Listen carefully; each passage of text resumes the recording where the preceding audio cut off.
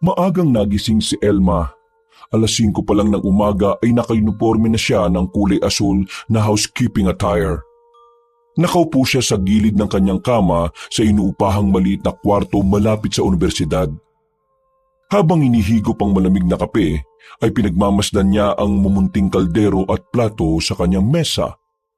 Wala siyang kasama sa inuupahang kwarto, pero sanay siya sa ganitong klase na katahimikan. 2 buwan pa lang siya sa Maynila. Ibang-iba ang ingay ng lungsod kaysa sa probinsya nila sa Quezon. Doon sa kanila, madaling araw pa lang ay tilaok ng manok ang maririnig.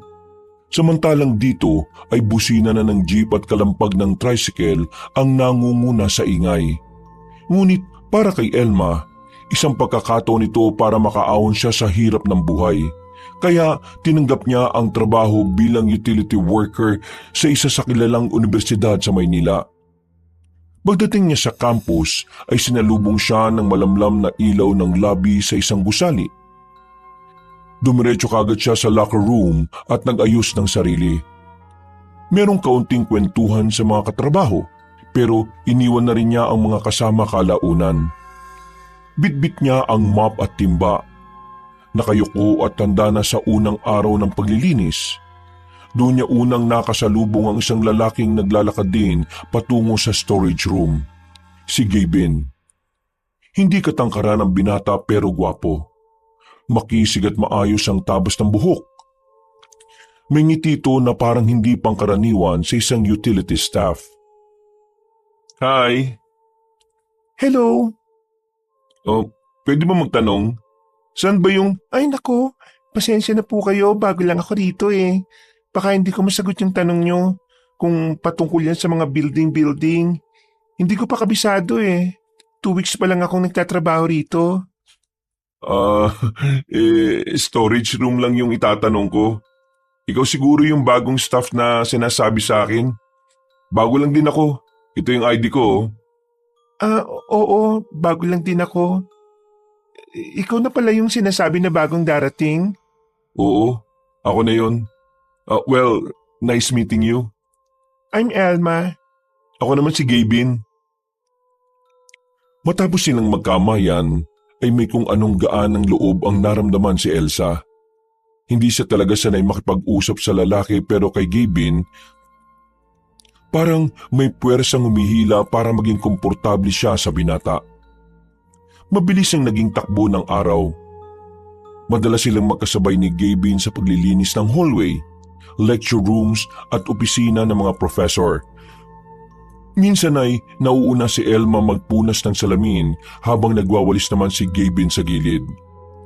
Sa tuwing magkakasama sila ay madalas pa nga silang nagkukulitan at nagbibiruan.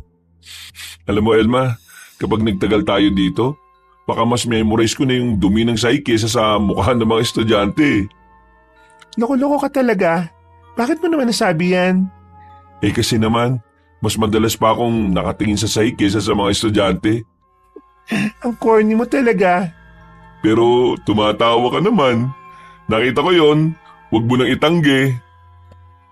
Habang nagtatawanan ay bigla na lang nagkatinginan. At mula sa simpleng biruan, dumating sa puntong halos sabay na rin silang kumakain ng almusal at tanghalian sa maliit na kantin ng universidad. Si Gavin ay simpleng lalaki lang at madaling mapasaya. Hindi rin siya sanay sa magagarbong gamit at pananamit. Ngunit sa mga mata ni Elma ay tila ba kakaiba ang tingin niya. Kaya mabilis na nahulog ang dalaga. At isang hapon, matapos ang maghapong paglilinis ay nag-aya si Gavin sa dalaga. Elma, tambay muna tayo sa labas. Ang bigat ng trabaho natin kanina eh. Parang kailangan ko ng hangin. Nag-aya ka pang tumambay lagi naman tayong tumatambay sa labas pagkatapos ng trabaho. Ayain mo na lang kaya ako mag-date. Pwede naman. Tara, pwede ba kitang mayaya na mag-date? Ha? Oh, bakit parang nagulat ka? Kanina lang nagre-request ka sa akin na ayain kitang mag-date. Seryoso ba yan? Mukha ba ako nagbibiro? Hindi, pero as in, ngayon na ba? Oo. Dahil doon ay pumayag ang dalaga. Ang totoo kasi ay nagkakaroon na siya ng malalim na pagtingin para kay Gavin. Naiisip niya na nga kung liligawan siya noon ay hindi na siya mag-iisip pa ng matagal. Sasagutin na niya kagad ang binata. Sa ilang buwan na rin kasi nilang magkasama sa trabaho, ay nakilala na niya ng gusto kung gaano kabuti at kasipag ang lalaki. Paglabas ng universidad, ay nagtungo muna sila sa simpleng fast food chain para magapunan. Pagkatapos ay dumiretso na sila sa pinakamalapit na park para doon mamasyal at magpalipas ng oras. Nang makaramdam na ng pagod, ay naupo sila sa isang bench habang tumitingin sa mga dumadaan-daan. Habang nagkukwentuhan. Alam mo, hindi ko inakala na may makakasundo ako kagad dito sa Maynila at sa trabaho. Kasi, nung una, iniisip ko, baka puro trabaho lang. Walang kakilala. Pero, buti na lang nakilala kita. Naku, marami ka namang kakilala sa university at hindi lang ako. Pero, ikaw ang pinakagusto kong kausap eh. Kasi, masayahin ka, madaldal. Uy, baka napagkamalan mo lang ako madaldal. Normal lang ako, no, Gavin? Hindi ako madaldal, no? Simpleng babae lang ako. Hindi, Anong hindi? hindi ka simpleng babae lang. Iba ka. At saka, may ganda ka na hindi lang basta nakikita ng iba. Pero ako, nakikita ko at nararamdaman ko yun sa'yo. Talaga? Baka nambobola ka lang. Totoo yung sinasabi ko. Kaya nga, ang gaan ng loob ko sa'yo eh. Hindi nakaimik ang dalaga. Nagkatitigan lang silang dalawa kasabay ng tila pananahimik ng kapaligiran. Na tila ba sila lang ang tao sa buong parke. Na-imagine tuloy ni Elma na parang nasa gitna sila ng mga magaganda at mababangong bulaklak. At bukod doon, ay may naglilipara na magagandang paru-paro na iba't iba ang kulay. Nagkatitigan sila at bigla siyang hinalikan ng binata sa labi. Napapikit siya at muling napadilat matapos marinig ang boses ng gwardya na nag-a-announce na magsasara na ang parke dahil alas 9 na ng gabi. Doon ay natauhan ng dalaga na mapatingin siya kay Gavin ay tila nakakunot na ang noo ng binata na parang nagtataka. Oh, bakit ka nakanguso? Ha? Oh, wala. Tara na. Maglakad na tayo. Okay, sige. Lumabas na nga sila ng parke at umuwi sa kani-kanilang bahay. Hindi nagtagal ay naging mas malapit pa silang dalawa. Araw-araw, tila natural na lamang na silang magkasama. Mula sa pagkuha ng mop hanggang sa paglalabas ng basura, maging ang mga kasama nilang staff ay napapansin na rin sila. May mga katrabaho na nga silang nagtatanong kung sila na nga bang dalawa. Makalipas ang ilan pang buwan, nagpasya na nga si Gavin na magtapat. Niyaya niya si Elma sa isang maliit na karinderya sa gilid ng kalsada. Doon, habang kumakain ng tapsilog, bigla siyang nagsalita. Elma, matagal ko na sanang gustong sabihin to eh. Kaya ayoko na magpaligoy-ligoy pa. Ano yon? Mahal kita. Ha? Uulitin ko. Mahal kita, Elma. Gusto kita at gusto kong maging tayo. Talaga? Mahal mo rin ako? Oo. Teka, ibig sabihin, mahal mo rin ako? Oo, Gavin. Pero sigurado ka na ba sa akin? Mag-aapat na buwan pa lang tayo magkasama at magkakilala. Alam ko. Pero sigurado na ako. Hindi ko na kayang itago pa itong nararamdaman ko para sa'yo. Salamat, Gavin, sa pag-amin mo. Ang totoo niyan, matagal na rin talaga kitang gusto eh. Mahal kita at naghihintay lang ako na ikaw ang magsabi niyan sa akin para makasiguro ako. Salamat sa Diyos dahil dininig niya rin ang panalangin ko. Hinawakan ng maigpit ng binata ang kamay ni Elma At sa pagkakataong yun ay tila pareho nilang naramdaman ang tibok ng puso ng bawat isa. Pareho silang namula sa tuwa at kilig na parabang nakakalimutan na nilang nasa pampubliko silang lugar. Mabilis sa mga sumunod na pangyayari dahil mula nga nung araw na yon ay naging opisyal na silang magkasintahan. Hindi na nga rin nila itinago sa mga katrabaho ang tungkol dun. At sa bawat araw na lumilipas ay tila mas lalong tumitibay ang kanilang relasyon. Hanggang sa dumating ang isang gabing hindi inaasahan.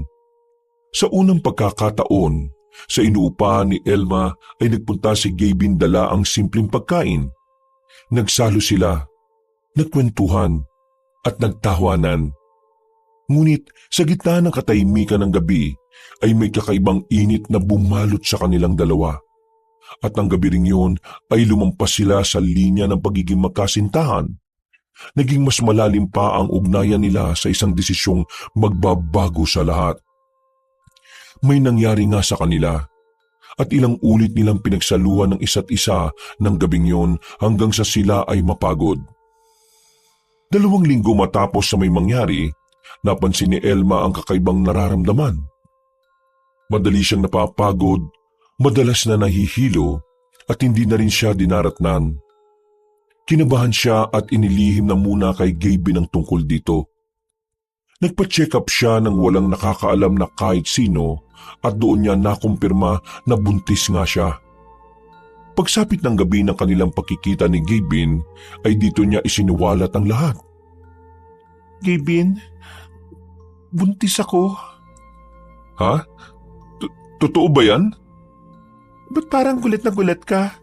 Hindi mo ba tanggap na buntis ako? Hindi naman sa ganun. Hindi lang ako makapaniwala na mabubuntis ka kagad. Hindi ko rin naman to inakala eh. Pero kung ayaw mong tanggapin ang batang dinadala ko, wala akong magagawa. Pero kaya ko naman tong akuin kung ipipilit mong ipalaglag. Hindi ako papayag pag ganun eh. Oh, bakit mo naman nasabi yan? Aakuin ko ang magiging anak natin, no? Ha? Ang akala ko kasi ayaw mo pang magkaanak. Hindi totoo yung iniisip mo, Elma. Magpapakasal na tayo at hindi pwedeng pabayaan ng bata. May tradisyon sa pamilya namin. Kapag may nabuntis, kasal agad para maging buo ang pamilya at pagpalain tayo. Kasal? Pakakasalan mo ko? Oo naman. Mahal kita at kaya kong panindigan to. Uuwi tayo sa probinsya namin. Doon tayo magpapakasal para sundin ang kaugalian ng pamilya namin. Seryoso ka na ba talaga sa akin? Baka naman napipilitan ka lang. Ano ka ba? Katulad ng sinabi ko, mahal kita. Mahal na mahal. Uuwi tayo sa amin sa lalo madaling panahon at sinisiguro ko sa iyo na magiging masaya ka sa amin. Pangako. Salamat, Gabin. Maraming salamat sa pagmamahal mo. Sana masuklian ko ang mga yan. Niyakap nila ang isa't isa habang parehong naiiyak sa tuwa dahil sa panibagong pagpapala sa kanilang buhay. At ito ay sabay nilang haharapin dahil sa pagmamahal nila. Makalipas pa ang ilang linggo, ay kaagad na naayos ang kasal. Katulad ng napag-usapan, ay iminungkahi nga ni Gabin na sa kanilang probinsya ito ganapin. Bagamat may alinlangan si Elma ay nanaigang tiwala niya sa lalaking pinakamamahal. Sumama siyang bitbit ang pangarap ng isang bagong simula. Isang pamilyang buo at masaya. Hindi niya alam na ang pagtapak niya sa probinsya ng mga layog ay simula rin ng bangungot na hindi niya akalain. Matapos silang makapagpaalam sa pinagtatrabahuan ay nagtungo na nga sila sa probinsya para ganapin ang kasal. Bumungad kay Elma ang tanawin ng malalawak na bukirin habang bumabiyahe sila ni Gabin sakay ng bus. Ilang oras na rin silang naglalakbay mula Maynila habang pinagmamasdan niya ang berdeng palayan at mga bundok. Hindi niya maiwasang makaramdam ng kaba. Masaya naman siya at excited na makita ang pamilya ng magiging asawa.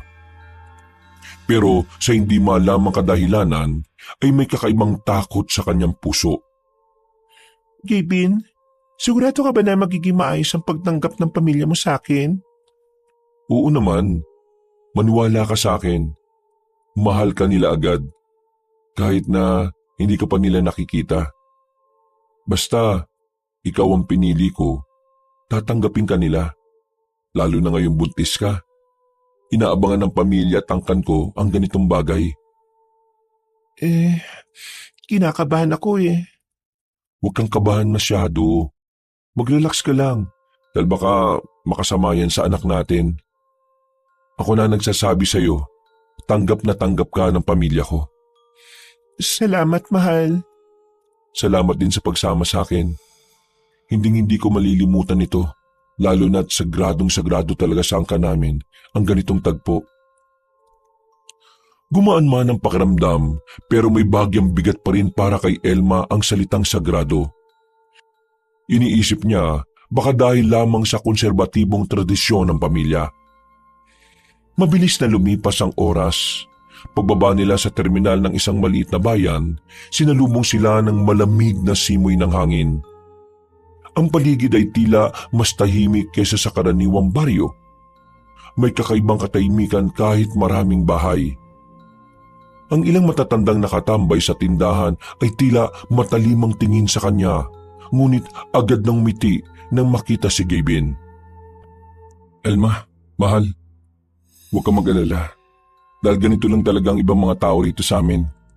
Pero ang totoo, mahiyain sila sa mga bagong mukha sa totoo lang. Ayos lang naman ako eh. Salamat sa pag-aalala. Sinabi man ito ngunit sa kalooban ni Elma ay parang may ibang ibig sabihin ng mga titig na yon. Maya-maya pa ay natunto nila ang malaking lupain ng pamilya ni Gavin. Pagdating nila sa malaking bahay na yari sa kahoy at bato, ay agad silang sinalubong ng dalawang matandang mag-asawa. Elma, sila mga magulang ko, sina Amang Rogelio at Inang Luz Viminda. Magandang gabi po, Amang at Inang. Ako po si Elma, ang mapapangasawa po ni Gavin. Amang, Inang, natutuwa po kong makita kayo ulit. Nandito na po kami ng mapapangasawa kong si Elma. At katulad po ng nauna ko nang sinabi, buntis po siya. Kitang-kitang tuwa sa mukha ng mga magulang ni Gavin, pero nang mapatingin sila kay Elma ay tila nag-iba ang hilatsa ng kanilang mga mukha. Sinalubong si Elma ng malamig na kamay ni Inang Luz Viminda habang nakahawak sa kanyang tiyan. Salamat po, Inang. Salamat po sa magandang pagtanggap sa akin. Amang, Inang, salamat po sa paghihintay sa amin. Naiilang man, ay wala nang nagawa si Elma kundi makiayon na lang sa takbo ng sistema. Meron siyang nararamdamang kakaiba na hindi niya masabi sa mapapangasawa. Sa ilang araw nilang pananatili roon, bago ang kasal ay maraming pagkakataon siyang nakaka-experience ng mga kakaiba at kakatuwang bagay.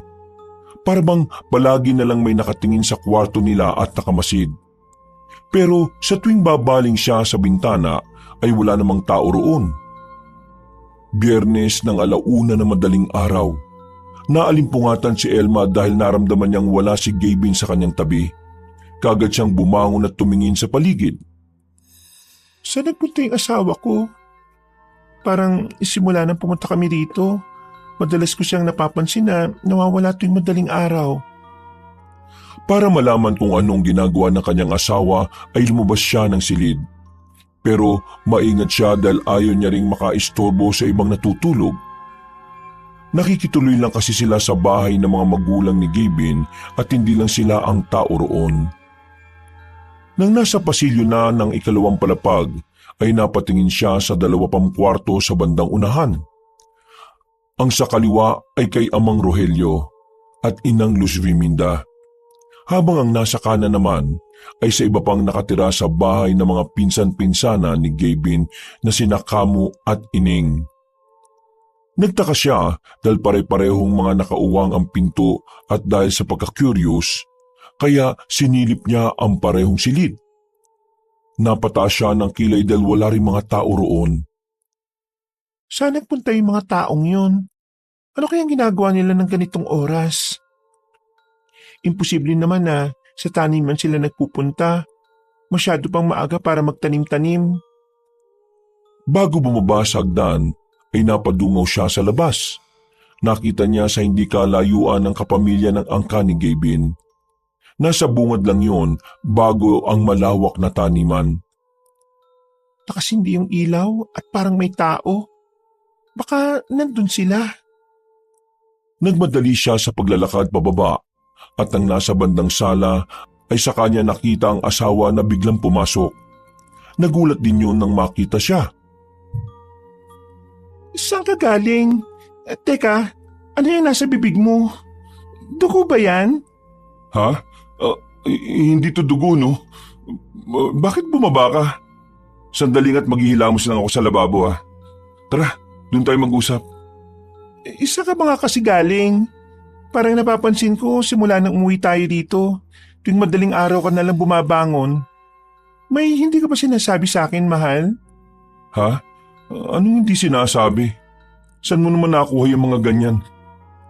Sagutin mo na lang ang tanong ko, bago ako maginala ng hindi maganda.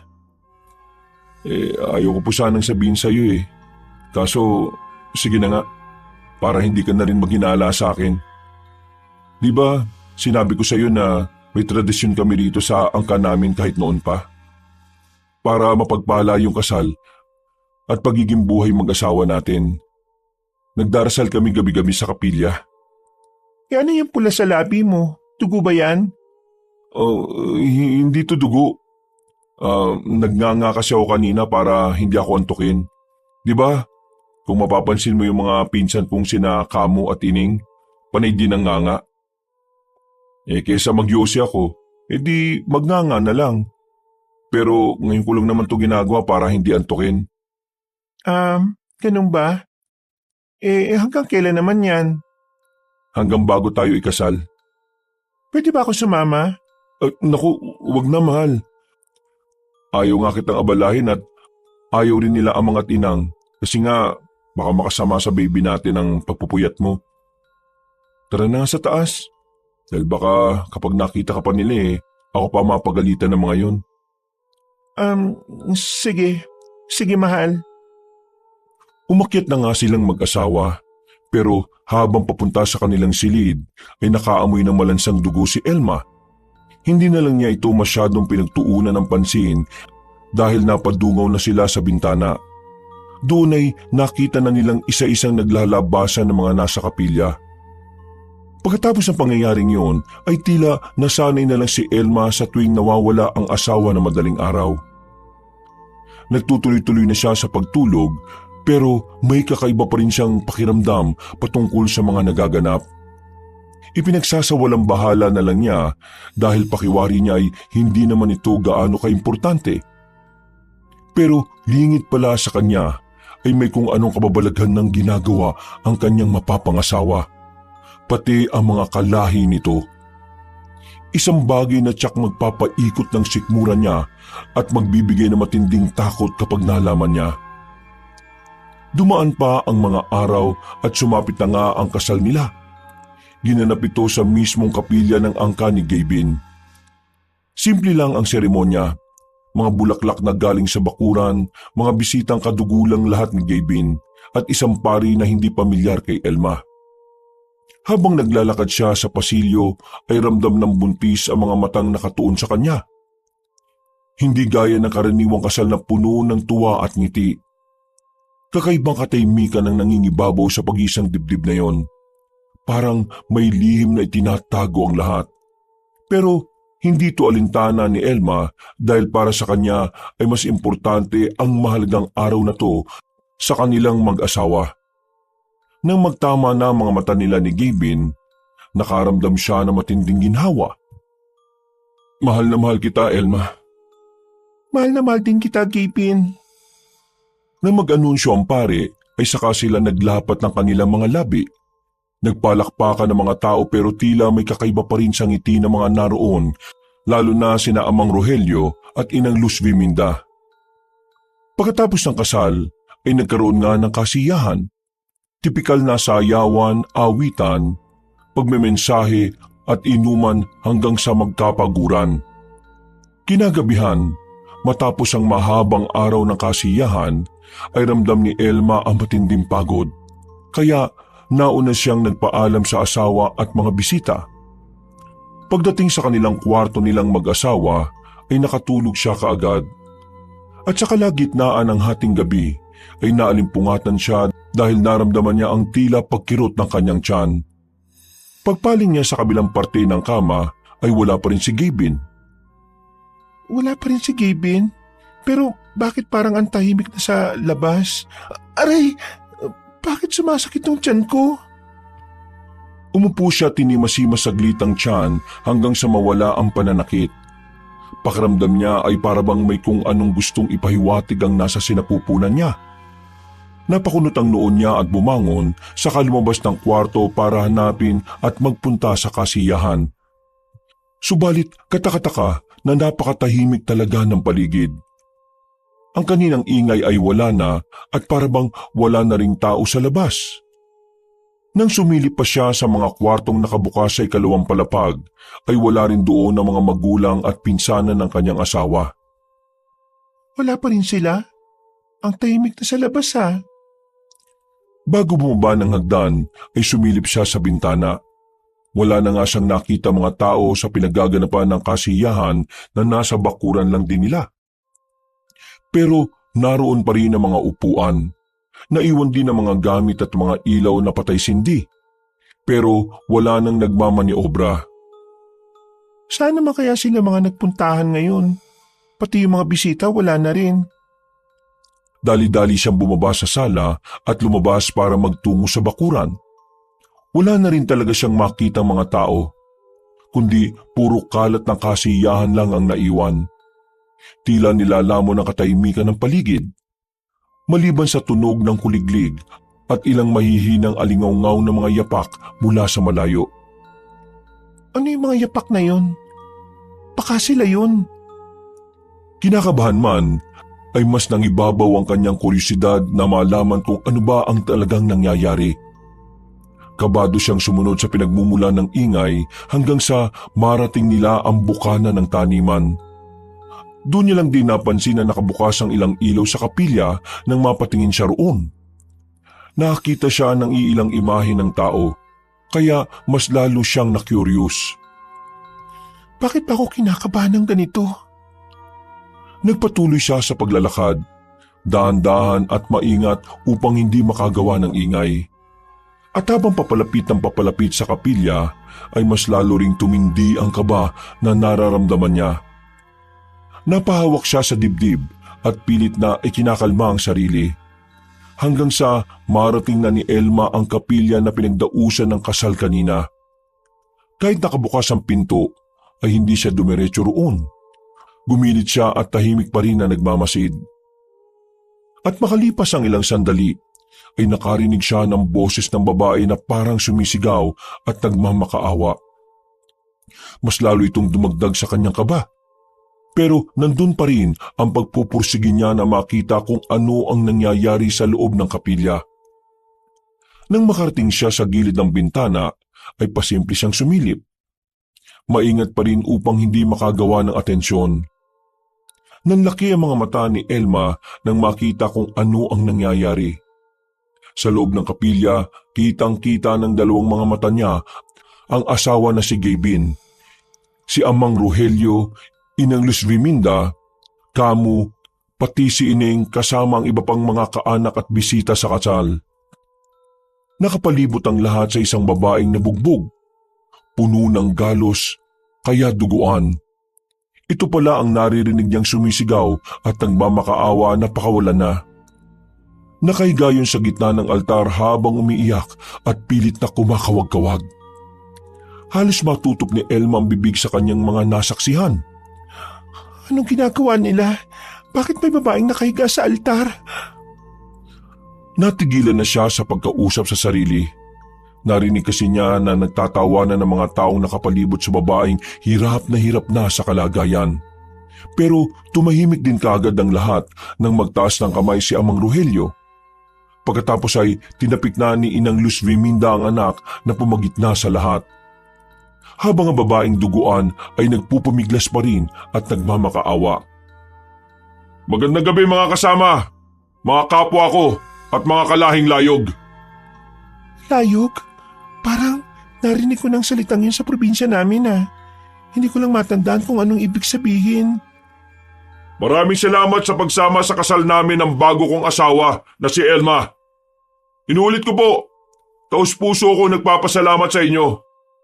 Tama talaga ang mga magulang ko na mas mabilis kong mahahanap ang mapagsasalinan ng panibagong lahi natin. Sa ilang buwan pa lang naming pagkakakilala ni Elma, napunlaan ko na kagad siya ng anak. Isang sanggol na alam kong susunod sa ating yapak. Yapak ng pagiging isang layog. Natatandaan ko na kung ano yung layog na sinasabi niya. Hindi pwede to. Hindi pwedeng maging layog na aswang ang magiging anak ko. At bilang pasasalamat ko sa inyong lahat, ay hinahandugan ko kayo ng buhay na sakripisyo. Nakikita niyo naman ang babaeng to na nagngangalang Bridget. Isa siyang traveler na nagkampo roon sa bundok, na nahuli ng pinakamamahal kong mga pinsan na sina Kamu at Ineng. Salamat sa palaging pagsuporta sa akin, mga pinakamamahal kong pinsan. Natutumang kumuhay-kuway sina Kamu at Ining habang nagpapalakpakan naman ng mga taong naroon. Si Elma naman, habang kabadong napapahawak sa tiyan, ay hindi pa rin makapaniwala sa mga nasasaksihan ngayong hating gabi. Katulad ng sinabi ko kanina, itong babaeng ito na nasa altar natin ngayon ay handog ko para sa inyong lahat. Isang pasasalamat sa inyong pagsuporta sa aming kasal. Naniniwala ako na lahat kayo ay gagabay sa aking asawa hanggang sa maipanganak na ang bagong kalahi nating layog. Kaya ngayon, tanggapin niyo ang buhay at sariwang handog na ito. Ubusin niyo ang lamang loob at karne ng babaeng ito at sairin ang kanyang dugo hanggang sa walang matira. Nagiyawan sa tuwa ang mga taong naroon sa kapilya, habang si Elma ay gulat na gulat pa rin. Samantala si Bridget na sugatan na nakatali at nakahiga sa altar, matapos marinig ang mga sinabi ni Gavin ay mas lalong nagkakakawag at nagmamakaawa. Humagulgul na sa takot ang babae habang pilit na kumakala sa pagkakatali. Subalit wala siyang nagawa. At nang lumapit sina Amang Rogelio at inang Luz Viminda na may hawak na kinakalawang na patalim, mas lalong nahintakutan si Bridget para sa kanyang buhay. Si Elma naman, mula sa gilid ng bintana sa labas ng kapilya, ay tila hindi pa rin makapaniwala. Parang namanhid ang kanyang kalamnan sa narinig at nakita. Hindi niya kasi sukat akalain ang madidiskubre ngayong hating gabi. Nanginig ang kanyang mga kalamnan habang tinutunghayan ng mga nagaganap. Hanggang sa sabay na ngang itinarak ni na Amang Rogelio at inang Luz Viminda ang hawak nilang kinakalawang na patalim. Nagumiyaw sa sakit si Bridget at nagkakakawag na kalaunan ay dumaloy na ang masaganang dugo sa kanyang dibdib. Dahan-dahan na hiniwa ng mag-asawa ang bahaging yon ng dalaga hanggang sa mangisay na yon ng unti-unti at pagbulwak ng dugo sa bibig ay nawalan na yon ng buhay. Mas lalong nanabik ang mga tao sa paligid lalo na nang wakwakin na ng mag-asawa ang katawan ng kaawa-awang babae. Nang tumambad ang mga lamang loob ay naghiyawan na parang baliw ang mga naroon. Napayak naman si Elma habang pinagmamasdan sila. Hindi pa rin siya makagalaw dahil sa sobrang pagkabigla. Takot na takot siya at nanginginig habang ang sanggol sa sinapupunan niya ay parabang hindi na rin mapakali. Mga minamahal kong kalahing layog, sige na at pagsaluan natin lahat ng masarap na handog para sa inyo. Sariwang dugo at karniyan ng tao na siguradong magugustuhan ninyo. Ubusin nyo, huwag kayong magtitira ni katiting. Isa-isa na nga lumapit ang mga tao at pinagsaluhan nga nila ang sariwang dugo at karne ng kaawa-awang si Bridget. Ang ilan ay humihigop ng dugo. Ang iba naman ay kinakain ng hilaw na karne mula sa katawan ng babae.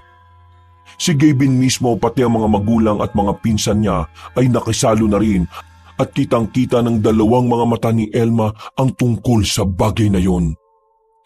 Halos masuka ang buntis sa mga nasaksihan hanggang sa mapansin niya na biglang lumingon sa gawin niya ang asawa. Nagulat siya at nalaki ang mga mata. Sa kanya lang din naisip na malakas nga pala ang pang-amoy ng aswang lalo na sa mga buntis. Ibig sabihin lang nito ay kanina pa pala alam ng mga aswang na naroon siya. Pero hinahayaan lang na masaksihan niya ang ritual na yon. Ngumiti si Gavin sa kanya pero nagdagdag ito ng matinding takot sa buo niyang pagkatao. Para siyang nilamon ng kadiliman kaya mas lalo siyang nangatog. Napatras si Elma habang napapaluha hanggang sa mapatakbo na siya palayo. Pagdating sa silid nilang mag-asawa ay nagsumiksik siya sa isang sulok habang humahagulgol at takot na takot. Hindi niya alam kung paanong tatanggapin ang katotohanan ito. Ang lalaking mahal niya, ang amang inaasahan ng kanyang anak, ay hindi pala tao kundi isang aswang. At ang mas nakakabahala pa ay baka maging kauri rin ng mga layog ang magiging anak nila. Paano to nangyari? Totoo ba to? Nananaginip lang naman siguro ako. Malakas niyang sinampal ang sarili at ang maramdaman ng sakit ay mas lalo siyang naiyak. Hindi to totoo. Diyos ko, ano tong pinasok ko? Hindi pwedeng maging totoo ito. Ayaw ko makapangasawa ng aswang. Ayaw ko magkaroon ng anak na isang aswang. Anong gagawin ko? Anong gagawin ko, Diyos ko? Baka pati ako patayin nila. Diyos ko, mababaliw ako dito. Habang umiiyak at iniisip niya ang kahihinatnan sa lugar na yon, ay mas lalo lang siyang napaiyak at nataranta. Hanggang sa maisip niya na umalis na kagad sa lugar na yon. Tumayo siya, subalit pagtingin sa bintana ay nakita niyang palabas na ang mga tao sa kapilya. Doon ay mas lalo siyang nahintakutan. Nataranta siya ng gusto at hindi alam ang gagawin. At dahil sa pagmamadali, ay nawalan siya ng balanse. Nadula si Elma at nauntog ang noo niya sa gilid ng kama. Dahil dito ay unti-unting lanlabo ang kanyang paningin. Napatingin siya sa pinto at nakita niyang bumukas ito. Hindi na siya napatingala pero sigurado siyang si Gavin ang pumasok. Bago tuluyang mawala ng malay tao, ay naramdaman niyang merong bumuhat sa kanya. Pagkatapos noon ay tuluyan ng nagdilim ang buong kapaligiran. Kinabukasan, napablikwas siya ng bangon pero napatigil din at napahawak sa noo matapos makaramdam ng sakit. Mahal, ayos ka lang? Ha? May masakit ba sa'yo? Itong noo ko, nauntog kagabi. Ha? Nauntog? Paanong nauntog? Lumabas ka ba kagabi? Pagdating ko dito, ang himbing-himbing ng tulog mo eh. Anong oras ka ba dumating? Eksakto 12:00 ng hating gabi. Sigurado ka? Oo. Tumigil na kami kaagad dahil nag-uwian na rin yung mga bisita. May tanim pa kasi sila eh. Sigurado ka bang okay ka lang ba, mahal? Oo. Kung ganun eh, tara na sa baba. Naganda ako ng almusal para sa'yo, mahal. Sige. Susunod na lang ako, mahal. Bilisan mo lang ah. Para hindi lumamig yung pagkain natin, mahal. Pagkalabas ni Gaby ng silid, ay napaisip ng gusto si Elma. Hindi niya tuloy masiguro kung totoo ba o panaginip lang ang nangyari. Ang pinagbabasihan na lang niya ay ang lamog na noo. Natatanda niya kasing nauntog siya. Sumilip siya sa bintana at nakita niya ang ilang tao na nagbubuhat ng mga lamesa at upuan para isauli. Napahawak siya sa dibdib ng muling maalala ang mga nasaksihan niya kaninang hating gabi. Dahil dito'y nanumbalik ang takot na nararamdaman niya. Lahat yun ay nag-sink in sa utak niya kaya nasabi niya sa sarili na totoo nga talaga ang mga nangyari. Hindi ako pwede magkamali. Totoo nga yun. Pero paano ko mapapatunayang totoo? Kailangan kong pumunta sa kabilya para makita yung lugar. At kapag nalaman kong totoo, aalis na ako sa lugar na ito. Inayos na nga niya ang sarili. At kahit na kinakabahan ay pinilit niyang maging postura. Pagdating sa sala ay naabutan niya ang asawa kasama ang pinsang sina Kamo at Ining. Dahil dito ay sumagi na naman sa isip niya ang tungkol sa nasaksihan kaninang hating gabi. Pinilit niyang itago ang takot kaya mariin niyang piniga ang mga kamao at ngumiti sa pinsan na kanyang asawa. Mahal, tara na, mag-almusal ka na. Itong pagkain mo, inanda ko ito para sa'yo. Salamat mahal. Nang mapatingin si Elma sa pagkain nakahain ay napalunok siya. Naisip niya kasing bigla ang nakitang pagkatay ng mga tao kay Bridget. Naisip niya rin tuloy na sa tinagal-tagal niya sa lugar na yon, baka matagal na siyang kumakain ng karne ng tao. Bigla tuloy umikot ang tiyan niya at dali-dali siyang nagtungo sa lababo at dumuwal. Tila nag-alala rin naman si Gavin, kaya hinagod-hagod niya ang likuran ni Elma. Pero sa takot ng buntis ay hinawin niya ang kamay ng asawa. Pareho silang nabigla. Pasensya na mahal, nagulat ako eh. Sigurado ko bang ayos ka lang talaga? Oo. Ganito talaga kapag nagbubuntis, mahal. Pero kaya mo namang kumain. Baka kailangan mo lang malamnan ng tiyan mo. Hindi, busog ako eh. Busog? Paano? Mas gusto ko ng gulay kaysa karne, mahal. Gusto ko maging malusog ang anak natin. Kaya gulay at isda lang ang kakainin ko ngayon. At saka ako na lang ang magluluto sana. Bakit? Hindi ka ba nasasarapan sa luto namin? Hindi naman, mahal. Para naman may magawa ko dito sa bahay. Ganun ba? O sige, magsabi ka lang kapag nagugutom ka na ha. Sige, mahal. Salamat. Magagatas na lang muna ako. Nagtimpla na nga muna ang buntis ng gatas.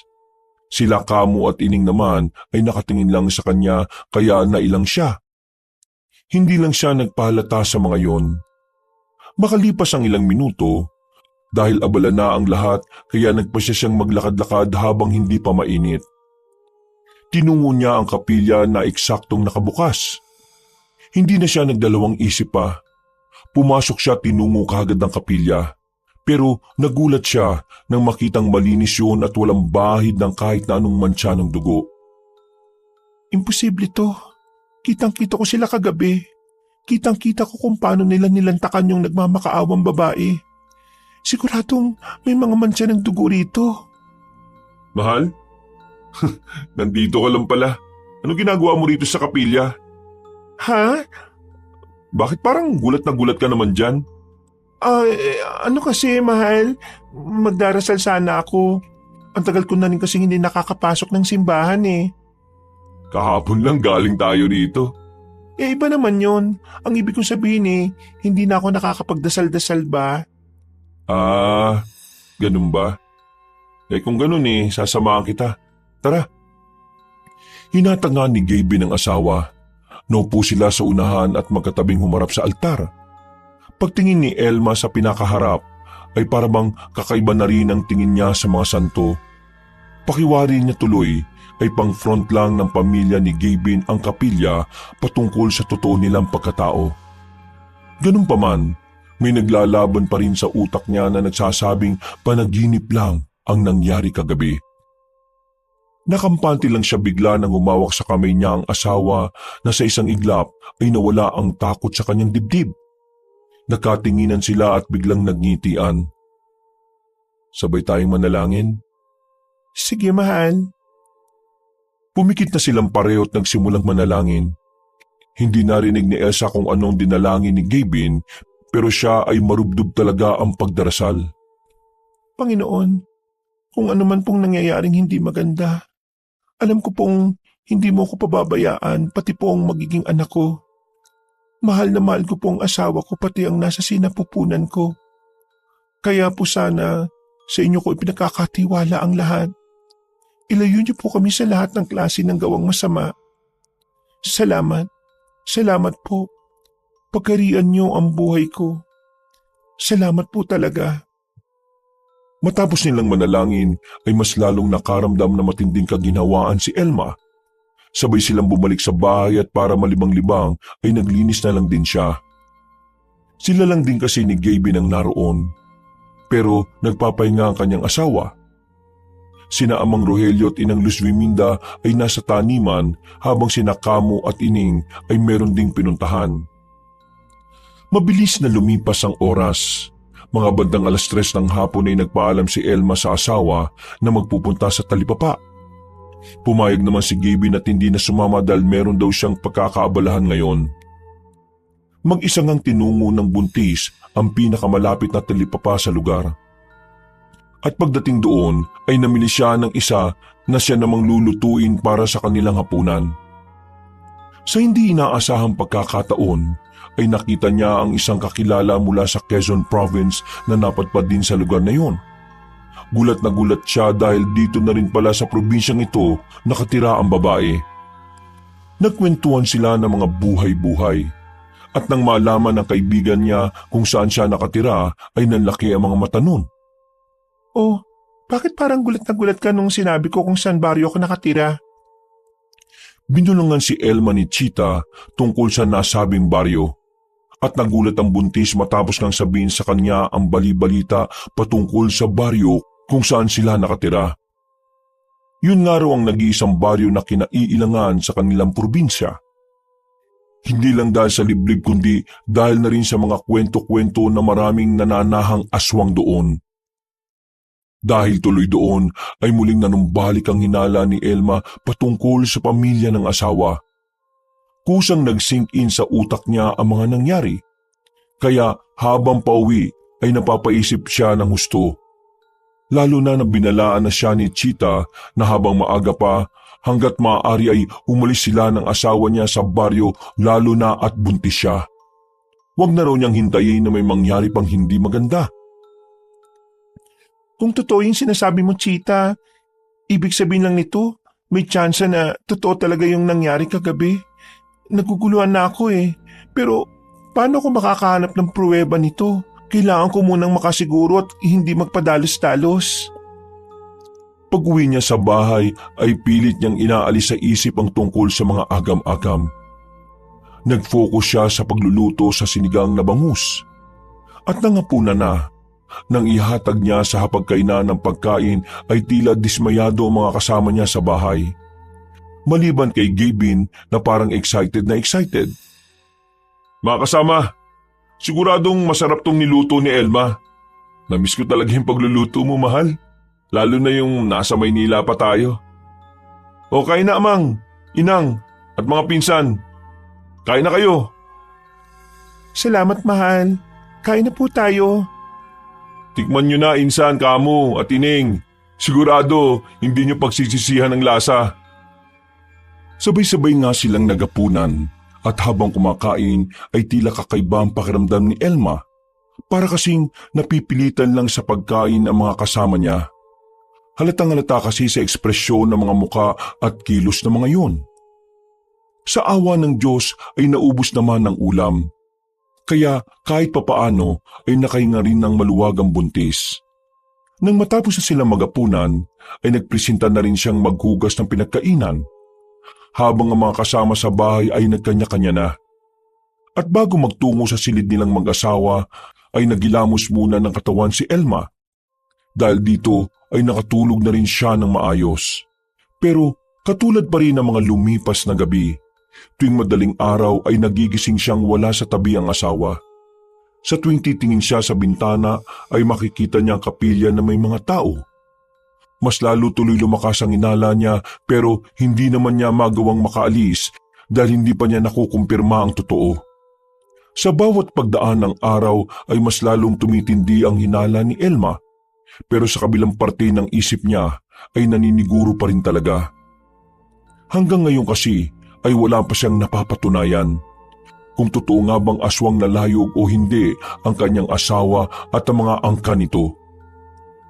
Ilang beses na rin silang nagkakausap ni Gabin patungkol sa kung kailan sila babalik sa Maynila. Pero tila ayaw nang umalis ng asawa niya dahil mas okay naman ang lagay nila rito. Biyernes, 5:00 ng hapon. Sa unang pagkakataon ay naisipan ng buntis na magtambay sa likod ng bahay. Nang makita niyang may maraming tuyong dahon ay naisipan niyang magwalis-walis. Hanggang sa maagaw ng atensyon niya ang isang bodega. Sa ilang buwan niyang paninirahan doon ay wala pa rin siyang kaalam-alam kung ano ang nasa loob ng bodegang yon. Ang ideya lang kasi ng nasa isip niya ay taguan to ng gamit ng pananim at kung ano-ano pa. Pero sa pagkakataong yon ay may kung anong sumagi sa isipan niya. Sinamantala niya ang pagkakataon at binuksan ang bodega. Nagulat siya nang makitang marami at iba't ibang klase ng mga bag. Merong ordinaryo, merong pang-hike at kung ano-ano pa. Ang dami namang mga bag dito. Anong ginagawa nila sa mga bag na ito?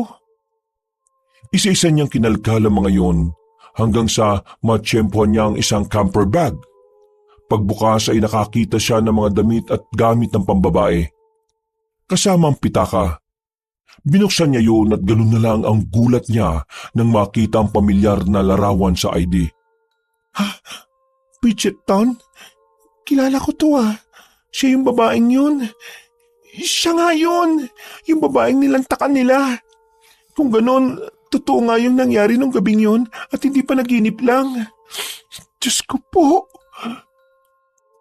Nabitiwan niya ang ID at natutup ang bibig. Nanumbalik na naman kasi ang alaala niya sa mga nangyari.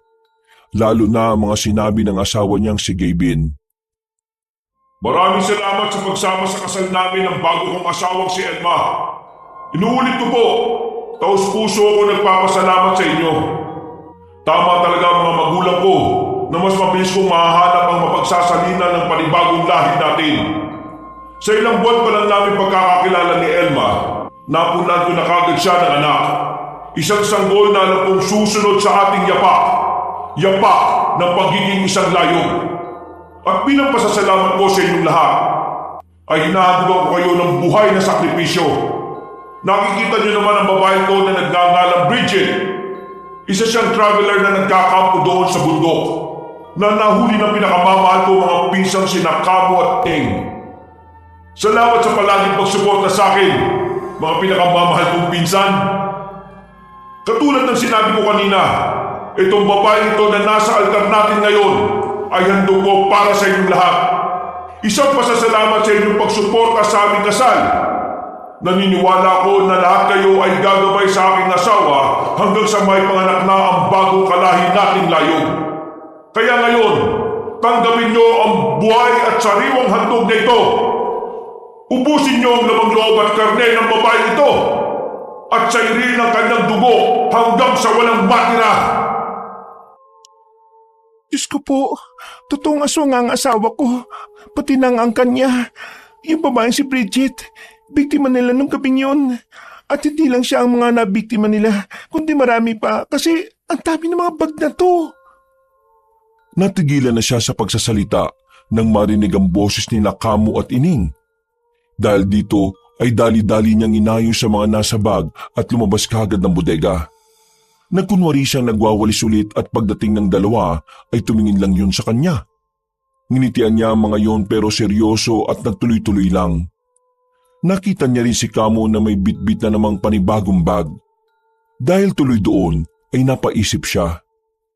May dala na naman siyang bag. Ibig sabihin, meron na naman silang nabiktima. Natigilan na siya nang marinig ang sinabi ni Ining na hinahanap siya ni Gavin. Ngumiti ulit ang buntis sa kadahan-dahang umatras palayo sa magkapatid.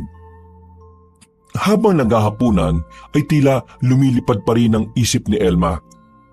Hindi na kasi malis-alis sa utak niya ang mga nakita kanina sa bodega. Kahit anong gawin niyang pagwawaksi ay paulit-ulit itong nagpi-playback. Ang tanging naiisip na lang talaga niya ay kung paanong makakalis sa lugar na yon. Uy, mahal! Ay, anak ka ng aswang! Grabe ka naman sa anak ng aswang. Hindi naman ako mukhang aswang ah. Kaya mo nga ako nagustuhan, di ba? Pasensya na mahal ah. Bakit ba parang tulala ka dyan? Kanina pa kita tinatawag eh. Paabot ka ako nung ulam na niluto mo. May iniisip lang ako eh. Mukha ngang ang lalim ng iniisip mo eh. Ano ba yun? Pwede ko bang malaman? Ha? Wala naman mahal. Ano lang, si baby yung iniisip ko. Nag-iisip ako ng magandang pangalan niya eh. Tama, magandang pangalan. Aba, iniisip mo na kaagad ang pangalan ng baby natin ah. Bakit, may naisip ka na ba? Oo. Kapag lalaki, Mabin. Oo, tama, Mabin. Kasi pinagsamang pangalan natin yun. Kapag babae naman, Um, ano nga ba? Nakalimutan ko eh. pwedeng LJ. Parang pinagsama pa rin yung pangalan natin, di ba?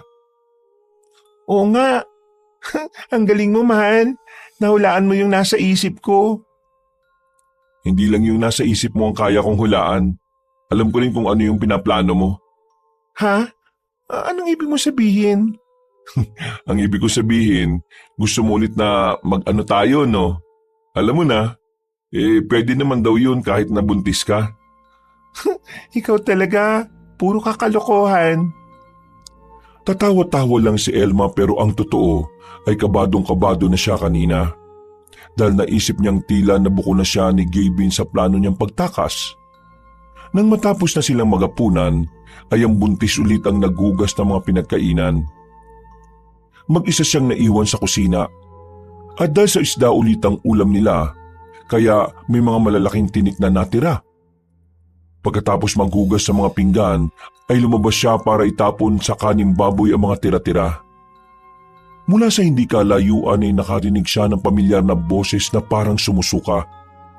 Dahan-dahan siyang lumapit hanggang sa maaninag niyang makakahilera sina Tatang Rogelio, Inang Luz Wiminda, Kamot Ining na sabay-sabay tinutuhog ang lalamunan para masuka. Anong ginagawa nila? Teka, niluluwa ba nila yung mga kinain namin kanina? Bakit? Nanlaki ang mga mata niya nang mapagtanto ang isang bagay. Dahil dito ay napatras siya habang nananatiling nakatingin sa apat na salitan sa pagsuka at pagsundot ng ngalangala. Mga aswang nga kaya talaga sila? Na-outbalance si Elma, pero nakahawak siya sa nakaposting kahoy. Yun nga lang ay natapon niya ang dalang mangkok na may lamang kaning baboy. Dahil dito ay nakagawa siya ng ingay. Lumingon ng apat pero mabuti na lang ay nakaalis na siya kaagad. Pero alam naman ng apat na ang buntis ang may gawa ng ingay dahil sa nalalanghap nila ito. Nagugas kagad siya ng kamay sa lababo at dali-daling bumalik sa kwarto nilang mag-asawa. Hindi na siya mapakali dahil ang dami ng patunay patungkol sa katauhan ng mga kasama niya sa bahay na yon. Lahat sila ay aswang nalayog katulad ng sinabi ni Kevin. Kailangan ko na makaalis dito sa lalong madaling panahon. Bukas na bukas din pagsikat ng araw. Aalis na ako. Kailangan ko na makabalik sa Maynila kahit na anong mangyari. Eksaktong pagkasabi niya noon ay saka pumasok ng silid si Gavin. Nakangiti lang yun sa kanya at nagsabi na nga na matulog na silang dalawa. Mabilis na lumipas ang oras. Kahit anong gawin ni Elma ay hindi talaga siya madalaw-dalaw ng antok. Naramdaman na nga niya ang pagbangon ng asawa, kaya nagpanggap siyang natutulog hanggang sa makalabas na ito ng silid. Ano kaya kung ngayon na ako umalis? Dediretso na lang ako sa talipapa. Malapit lang dun sa bahay ni Chita. Siguradong makakaingi ako ng tulong sa kanya. Habang abala pa silang lahat ngayon sa kapilya, aalis na ako sa nakakatakot na bahay na to. Hindi ko na kaya magtagal dito. Hindi man nila ako patayin dahil sa sanggol na dinadala ko. Baka mamatay naman ako sa takot. Hindi ko na talaga kayang ipagpabukas pa ito. Baka atakihin na lang ako sa puso dahil palagi na lang ako natatakot sa tuwing nakikita sila. Nang masigurong wala ng tao sa bahay, ay nag-asikaso na si Elma. Nagsuot siya ng komportabling damit at nagdala lang ng mga kailangan. Paglabas ng bahay ay nagdire-diretso na siya sa kabilang gate. Malayo sa kinaroroonan ng kapilya, pero walang ano-ano ay nakarinig siya ng nakakakilabot na alulong ng kung anong nilalang. Mula mismo ito sa kapilya, kaya napalingon siya roon. Sa tinigal-tagal niyang naninirahan doon, ay ito na ang unang pagkakataon na makarinig siya ng ganito. Kagad na binalot ang matinding kaba ang kanyang pagkatao.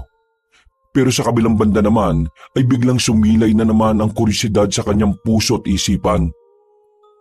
Huwag ka nang pumunta ron sa kapilya, Elma. Utang na loob. Pigilan mong sarili mo.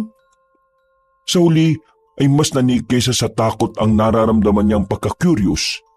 Nagtungo na nga siya sa kapilya at malayo pa lang ay naririnig na niya ang hiyawan ng mga aswang na naroroon. Dinig na dinig niya ang boses ni na Tatang Rogelio at Inang Luz Viminda. Kung paano nila ipinagmamalaki ang kanilang anak na si Gavin.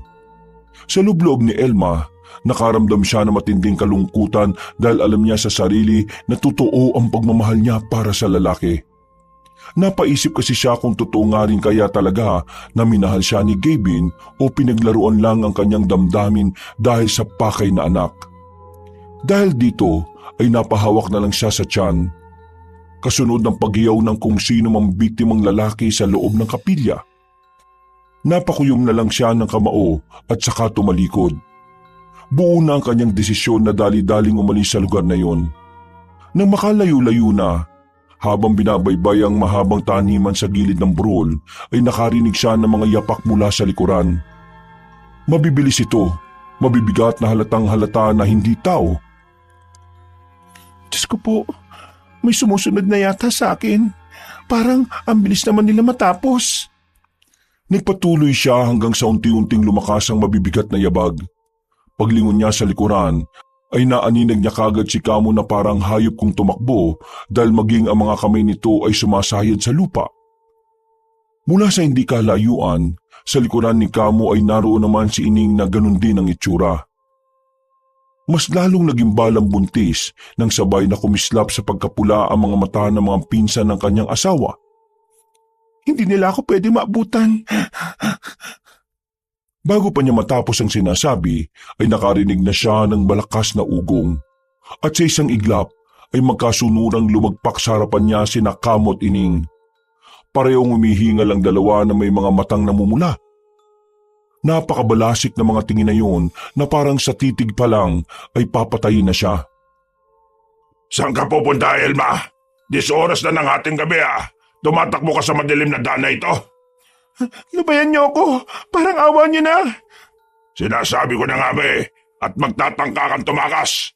Ilang beses ko nang sinabihan ng pinsan namin tungkol sa nararamdaman namin kakaiba sa mga kilos mo. Pero hindi siya nakikinig. Mabuti na lang at wala kami sa kapilya at naamoy kagad namin ng halimuyak galing sa tiyan mo. Hayaan niyo na lang ako makalis dito. Pasensya na, Elma. Pero hindi natin po pwedeng gawin yan. Importante ang sanggol na aswang sa mga katulad namin.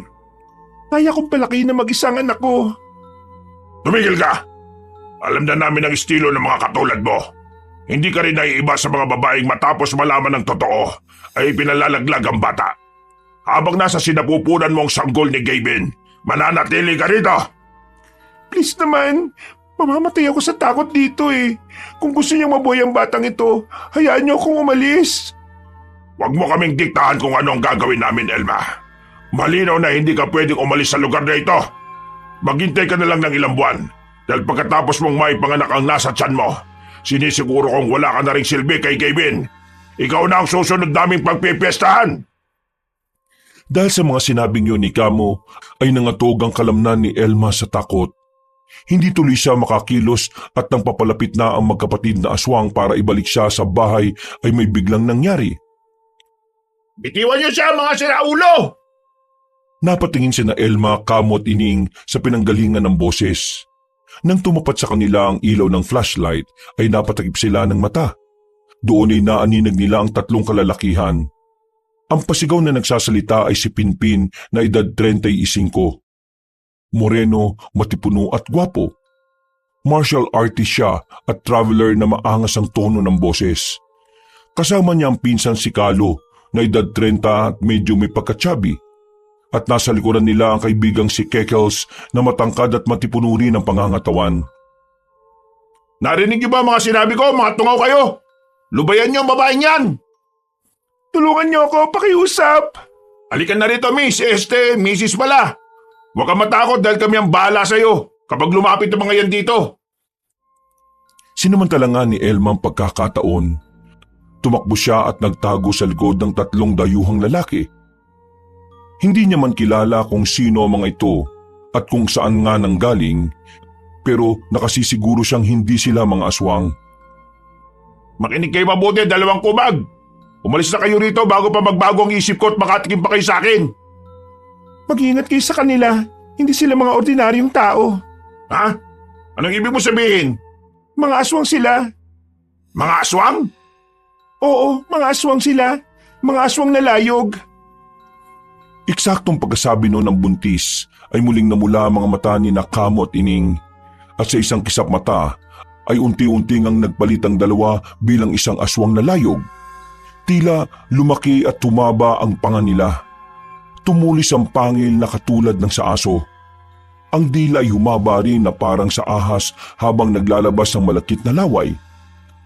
Mas lalong tumindi ang pamumula at pagbagsik ng mga mata nila. Para itong nagliliyab. Bukod dito ay nabalutan sila ng makikinis pero may itim na balat. Para itong makunat na tila mahirap masugatan. Ang likod nila ay tila lumulobo na parang kuba. At ang mga kuko sa kamay at paa ay humaba rin at tumalim. Sabay silang napaungol ng mahina. Kaya umalingasaw ang matapang na amoy ng malansang dugo at tila nabubulok na karne ng tao. Gulat na gulat sina Elma, Pinpin, Kalo at Kekels nang makita ang pag-aanyong aswang ni Kamo at Ining. Natauhan lang sila nang medyo nilakasan na ng dalawang aswang ang pag-ungol. Akala nyo, makakatakas kayo rito? Anong sinabi mo kanina? Mayabang na lalaki? Makakatikim kami sa inyo? Ngayon mo subukan ang yabang mo! Ah! Ah! Napatras si Kamo nang batuhin siya ng itim na bato ni Pinpin. Umangil siya ng umangil at halatang halata ang matinding panggigigil niya. Lalo na nang makita niyang nagsugat ang bahagi ng tinamaan ng batong yon. Walang yakang lalaki ka! Ano yung binato mo sa akin ha? Bakit sobrang init ton? At nagkasugat pa ako? Bato bala niyan ay binigay sa amin ni Lola Telang habang nag-hike kami. Ang manggagamot ng bundok? Pakialamera talagang babaeng yon. Sinabi niya na maraming aswang sa lugar na ito na posibleng dumukot sa girlfriend ko. Totoo nga may mga aswang sa lugar na to. Kaya ilabas niyo girlfriend ko. Sa dami ng mga nabiktima namin malamang kami yon. At teka, natatanda ko ng pagmumukhaan yung tatlo Kayo yung mga umakyat dun sa bundok na malapit dito. Ilabas niyo yung girlfriend ko. Sa tagal niyang nawawala, sa tingin mo ba buhay pa siya? Tama na ang walang kwentang usapan na to. Mamamatay kayong lahat dito at kukunin namin si Elma. Dahil sa sinabing yon ng aswang, ay tumibok ng malakas ang dibdib ni Elma na parang naghahabol ng kanyang hininga.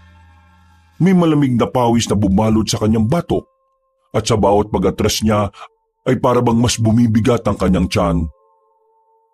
Sumalakay na ang dalawang aswang na layog pero katulad kanina ay magkakasabay na naghagis ng bato balani ang tatlong binata. Tinamaan ng mga halimaw at sa dami ng mga bato kaya nakakawag sila pareho. Subalit hindi na sila umugol para humingi ng tulong sa mga kasamahang nagkakatipon sa kapilya. Sinamantala nila ang pagkakataong yon. Tumakbo na sila palayo. Pinauna na ni Pinpin si Elma. Hawak-hawak niya ang laylayan ng damit upang hindi siya matisod. Ngunit kahit anong ingat, paminsan-minsan ay natatalisod siya pero hindi naman natutumba. Sa likod niya ay naroon sina Pinpin, Kalo at Kekels na panay ang lingon sa mga aswang na sumusunod sa kanila.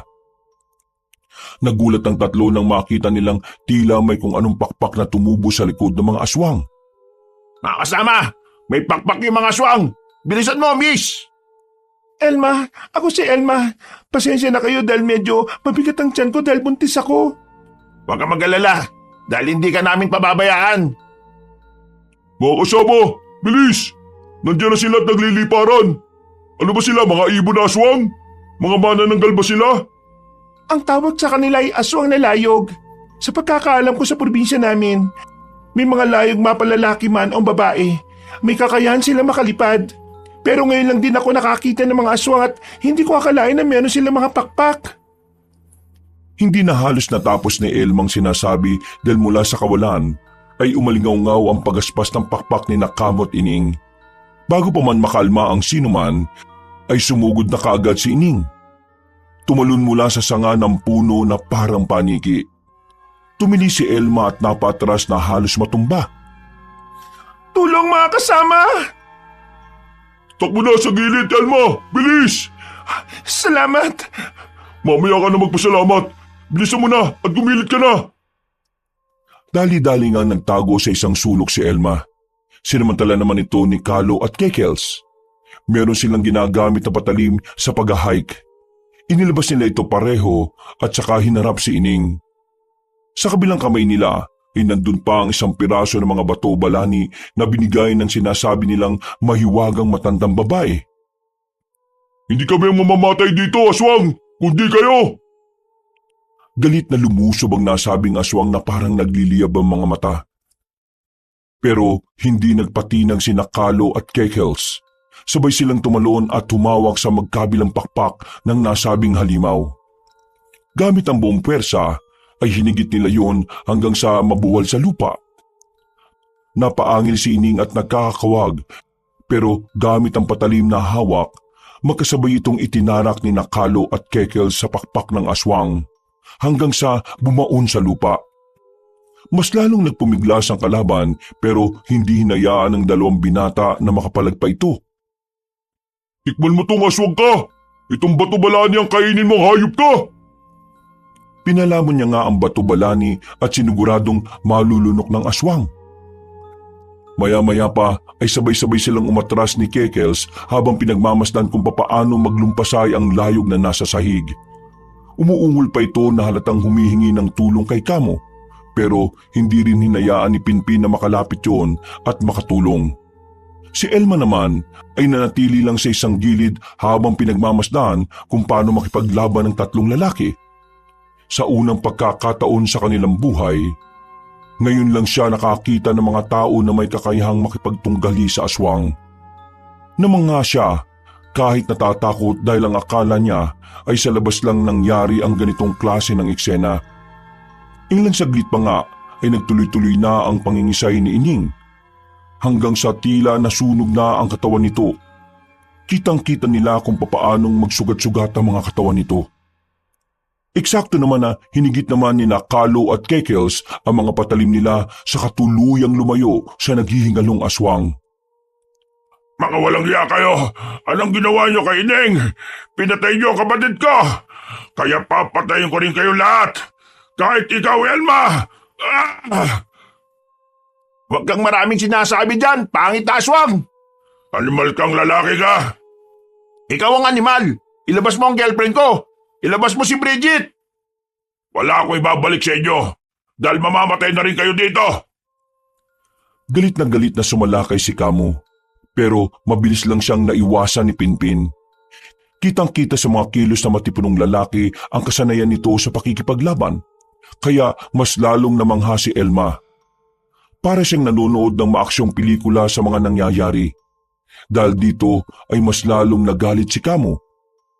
Malakas niyang ikinampay ang mga pakpak, kaya naging maalikabok ang paligid. Napatikip silang lahat ng muka at sinamantala ito ng aswang na layog.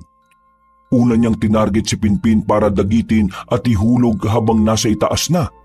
Pero nagkamali siya ng pagtansya sa sitwasyon. Ang akala niya ay masisilo niya ng ganun-ganun na lang ang matipunong binata. Subalit nagulat siya nang sumulpot si Kalo at Kekels sa magkabilang gilid. Gagawin din nila ang ginawa nila kay Ining, pero natulugan ito ni Kamo. Lumipad pataas ang aswang, pero hinabol siya ng mga bato balani na tila naglilipara na sa ere. May ilang tumama sa kanyang pakpak na nagsanhi ng pagkapaso at pagkasugat. At hindi pa natapos dito ang lahat dahil habang nakakampay siya ng pakpak at biglang mayroong matutulis na bagay na parang pako na lumilipad sa kanya. Ang ilan ay tumama rin sa pakpak niya at ganun na lang ang gulat niya nang mag-apoy ito. Napaangil siya sa sakit hanggang sa umiktad siya pero nanatili pa ring maibalansi ang katawan. Ano yung sandata na yon? Mga hayop talaga kayo! Ordinaryong pako lang yan binabad sa katas ng talampunay. Binigay din niya ng maiwagang matandang si Lola Telang. Ang walang yung matandang yun talaga. Sa susunod na pag-akyat ko sa bundok na yon, siguradong papatayin ko na siya. Tingnan natin kung makakabalik ka pa sa bundok dahil papatayin ka na namin ngayon. Pero bago yun ituro mo muna sa amin kung nasaan ang girlfriend ko. Umismid lang ang aswang na layog habang si Elma naman ay nakatingin lang kay Pinpin. Natatandaan kasi ng buntis ang Bridget na tinutukoy ng nasabing binata. Muli silang nagpaula ng mga bato-balani. Nang umatras ang kalaban, ay tumakbo na ulit sila palayo hanggang sa makarating sila sa daanang mapuno. Mas lalong dumilim ang kapaligiran at ang liwanag ng buwan lamang ang nagsisilbing gabay nila. Ang mga anino ng mga puno ay tila humahabol at ang sigaw ng aswang ay palakas ng palakas. Kahit saan kayo magpunta, masusundan at masusundan ko kayo dahil sa amoy mo, Elma! Parang mabungong samyo sa pang-amoy ko ang sinapupunan mo. Kaya galingan nyo na ang pagtatago! Hindi nila pinansin ang sinasabi ng aswang na nagtatago sa ibaba ng mga puno. Nagpatuloy lang sila sa pagtakbo hanggang sa sumunod na ang halimaw. Mabuti na lang talaga ay alerto sina Pinpin, Kalo at Kekels kaya mabilis nilang naiiwasan ang pagdagit na ginagawa ni Kamu. Akala mo porke nakakalipad ka lamang ka na sa amin? Ututo ka palang aswang ka Mayabang ka talaga, lalaki ka. Tikman mo to! Hoy, halimaw! Etong tikman mo! Nandito ako at wala ako dyan, Ha? Papanong? Gulat na gulat si Kamu nang makita niyang nakasampa na sa puno si Pinpin at tumalon sa kanya sabay hampas ng kawayang nadampot. Nakaiwas man pero nahagip pa rin ang halimaw sa bandang muka. Sinabayan nito ng pagsaboy ni Kalo ng bato-balani at ang muling pagtira ni Kekels ng pakong binabad sa katas ng talumpunay. Galit na lumipad si Kamu pa itaas at doon napaangil ng husto. Mga hayop kayo! Mga hayop kayo! Mamamatay kayong lahat! Huminto silang lahat sa nasabing lugar dahil gusto nang tapusin ni Pinpin ang laban. Habang nagaganap ang lahat ay nanginginig naman ang katawan ni Elma na nakatago sa gilid ng puno. Nakahawak siya sa tiyan dahil ramdam na niya ang pananakit nito. Hindi niya alam kung ito ba ay dahilan ng takot o dahil nakakaramdam ng sanggol ng panganib. Diyos ko, iligtas at gabayan niyo ang mga kalalakiang ito na tumutulong sa akin. Nagpatuloy ang sagupaan at nakikita ni Elma kung paanong nagsusumikap ang tatlong lalaki na halos hindi niya kakilala. Ngunit ibinubuwis ang buhay para lamang ipagtanggol siya. Ang bawat hampas, bawat sugat, bawat ungol ng mga ito ay parang latay din sa kanyang puso. Nang muling matamaan si Kamu ng pag-atake ni Pinpin, ay mas tumindi pa ang galit na nararamdaman nito. Halos mabingi sila sa sigaw ng nasabing aswang. Ang kanyang mga mata ay nagliliyab at mas tumindi ang pagnanais siyang mapatay ang tatlong binata. Agad siyang sumugod, ngunit sa pagtama ng kanyang galit, hindi niya namalaya ng patibong. Si Pinpin na matagal nang nagbabantay ay itinapon ang ilang bato-balani. Tumama yun sa balikat ni Kamu, dahilan upang siya ay sandaling bumagsak. Ang akala na matipunong lalaki ay nakapuntos na siya pero ginawa palang pagkakataon nito ng aswang. Nang nasa sahig na ay tumalon nito at sinubukang dagitin si Elma. Elma, takbo! Takot at patras sa tumakbo ang buntis. Sinabayan naman ito ng pagsugod ng tatlong binata. Sa huli ay tinamaan si Kamu sa hita ng mga patalim na gamit ni Kalo at Kekels. Dahilan upang mapaload siya at mawala ng balanse. Pero hindi rin nawala ng loob ang halimaw. Kahit butas-butas na ang pakpak at puno ng galos ay nagawa pa rin niyang matakasan ng tatlo. Kumapit siya sa gilid ng puno at mabilis na gumapang paakyat gamit ang matatalim niyang mga kuko. Ano? Sumugod ka ba para makita mo yung hinahanap mo? Para matulog ka sa kasama mong aswang? Huwag muna kayong magyabang dahil hindi dito matatapos. Pagkatapos ay bumuelo ito at lumipad na palayo. Titirahin pa sana ni Kekels ng mga pako pero pinigil na siya ni Pinpin. Nang mawala na sa paningin nila ang nasabing aswang ay nakahinga na sila ng maluwag. Pero si Elma ay kitang-kita pa rin ang takot sa muka. Ayos ka lang ba, Elma? Ha? Oo. Ay siya nga pala, ako si Pinpin. Itong pinsang kong chubby ay si Kalo. Tapos yung gwapong yon si Kekel Saman. Kinagagal ko kayo makilala. Salamat din sa pagliligtas niyo sa akin ha. Pero sana pinatay niyo na siya at umalis na tayo dito habang hindi pa sila bumabalik. Sa dami ng tama niya, sigurado namang mamamatay na siya eh. Eh teka, anong ibig mong sabihin sila? Marami silang aswang sa baryo na ito. Ang totoo niyan, ang isa sa kanila ay napangasawa ko. Ayaw ko mang sabihin pero bago ko nalaman ang totoo nilang katauhan ay nabuntis na ako. Yung pinatay niyo at kinalaban, pinsan niyo ni Gavin, ang asawa ko. Ha? Ganun ba? Oo. At bago ako tumakas kanina, meron ako nakita roon sa kapilya na nilalantakan nila. Hindi ba si Bridget yon, yung girlfriend ko? Hindi yung babae. Lalaki yung kinakain nila na sinasabi ko sa kapilya. Pero kilala ko yung sinasabi mong girlfriend mo, yung Bridget. Kung ganun kilala mo si Bridget? Hindi ko siya kilala, pero nakita ko siya nung unang gabi na madiskubre ko ang totoong pagkatao ng asawa ko, pati ng lahi niya. Nakita ko yung sinasabi mong babae. Maganda siya, maputi, at parang matangkad. Nakita ko rin ang bag niya sa bodega, ang mga gamit at ID niya. Kung ganon, Elma, nasaan yung girlfriend ko? Sabihin mo na sa akin para mabalikan namin siya. Sorry, Pinpin. Ha? Anong ibig mo sabihin? Yung gabi na sinasabi kong una ko nadiskubre ang sikreto ng asawa ko at ng angkan niya, yun yung gabi na nakita ko si Bridget. Kung paano siya pagpiestahan ng mga aswang na yun. Hindi totoo yan sinasabi mo. Buhay pa ang girlfriend ko. Ayaw ko mang sabihin pero wala silang tinira sa girlfriend mo. Sa pagkakatanda ko, kahit buto ay kinain nila. Tama na! Tama na! Napapikit at napatras si Elma dahil sa takot. Kitang-kita kasi sa mga mata ni Pinpin ang matinding galit pagkatapos sa mga nalaman. Napakuyumito ng mga kamao habang pinipilit na hindi maiyak. Subalit sa huli ay hindi napigilan ng binata ang sarili dahil tumatagas pa rin ang mga luha niya.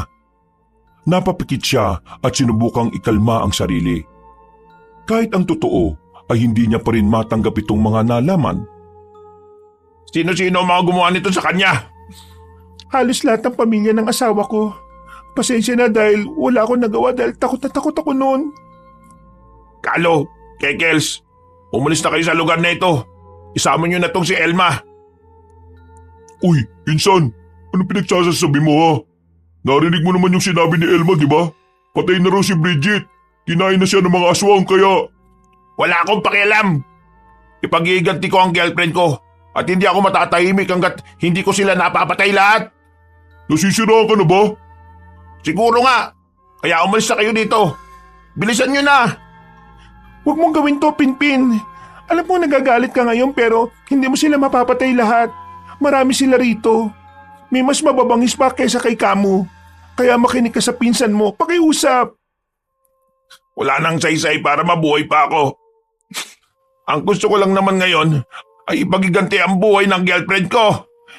Hindi mo magagawa yun kung mamamatay ka rin dito. Dapat pagplanuhan mo ang lahat. Mas maigi na umalis na tayo dito bago pa sila magdatingan. Hindi nga nagkamali si Elma dahil mula sa hindi kalayuan ay nakarinig na sila ng magkakasunod na alulong ng kung anong nilalang. Ang mga tunog na yun ay talagang nakakapanayo ng balahibo kaya hinikayat na ni Kalo ang kanyang pinsan. Insan, makinig ka naman. Tama sinabi ni Elma. Hindi itong panahon para sa pagiganti mo. Ang importante sa ngayon ay makatakas tayo at makalayo sa baryong to.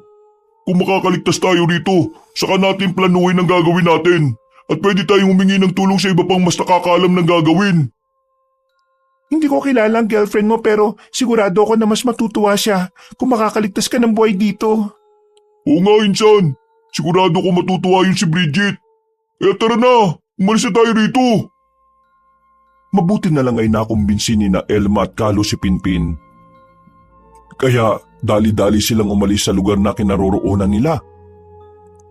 Subalit ilang saglit lang ay nakarinig na naman sila ng nakakatakot na pag-ungol at sigawan na alam nilang galing sa aswang. At sa halip na direktahin nila ang kalsada ay pumasok sila sa maliit na kakahuyan katulad ng advice noon ni Lola Telang sa tatlong binata. Ayon kasi sa matandang babae ay maraming mga halamang pwedeng panlaban sa mga aswang kapag nandun sila nagtago. Isa ito sa dahilan kung bakit hindi basta-basta pumapasok ang mga yon sa nasabing kagubatan.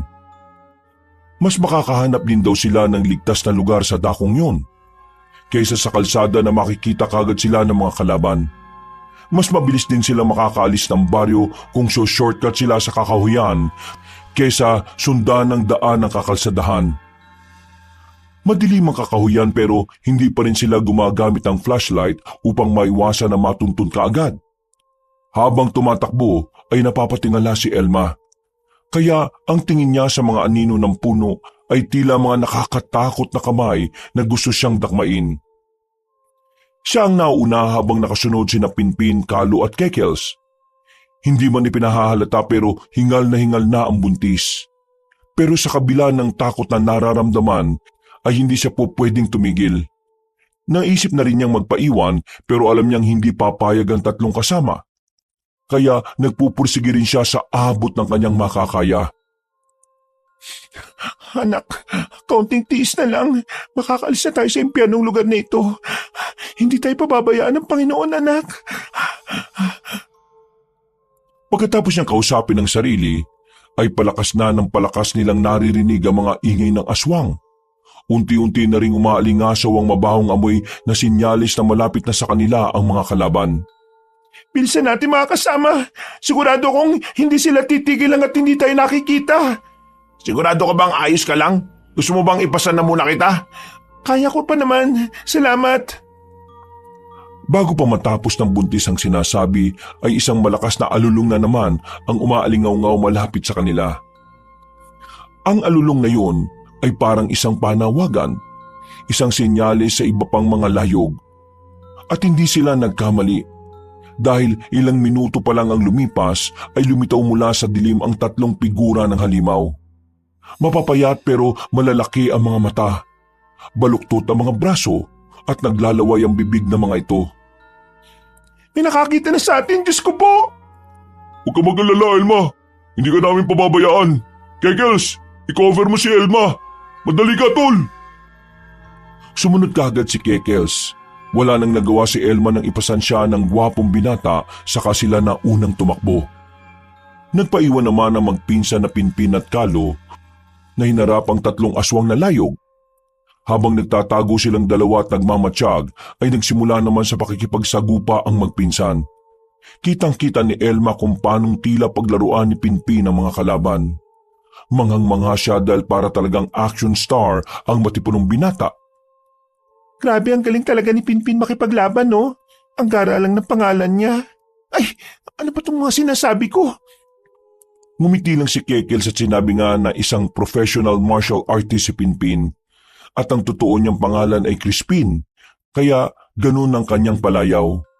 Si Kalu naman na hindi nag-aral ng martial arts, pero dati naman daw nagpapaparkour kaya kahit chubby ay kaya niyang dalhin ang katawan. At mahusay din siya sa pag-iwas-iwas. Sa katunayan ay matalik na magkaibigan si Kalu at Kekels na parehong nagpaparkour. Ilang saglit pa ay mabilis ngang napatay na magpinsan ng tatlong aswang na layog. Hindi na nila hinayaang makasigaw ng tulong ang mga ito. Siniguro nilang hindi sila matutunto ng iba pa.